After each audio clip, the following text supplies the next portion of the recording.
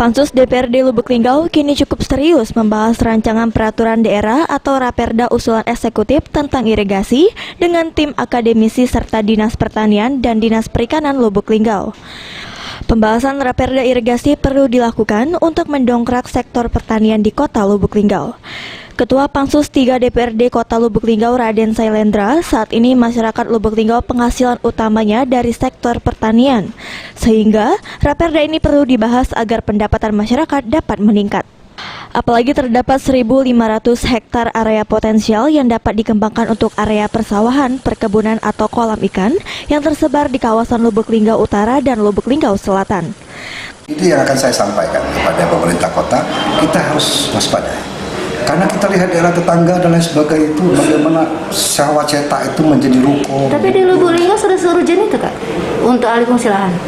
Anda tahu tentang perumahan-perumahan di Kota Lubuk Linggau? Iya betul. Ya, hampir di seluruh wilayah itu up-nya tinggi. Iya. Growth itu pembangunan perumahan pemukiman ini sangat tinggi. Tempat-tempat usaha itu tumbuh.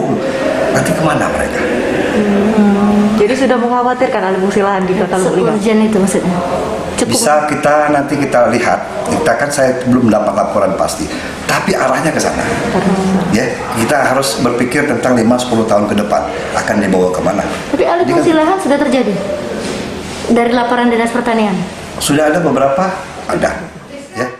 Kepala Dinas Pertanian Kota Lubuk Linggau Dedi Yansyah menegaskan, Raperda irigasi diusulkan karena urgent dan untuk meningkatkan luas tambah tanam karena dari 1.500 hektar lahan potensial baru sekitar 200 hektar yang sudah fungsional. Alih fungsi lahan di Kota Lubuk Linggau, ya kalau dikatakan banyak atau tidak, itu konstruksi di semua kota.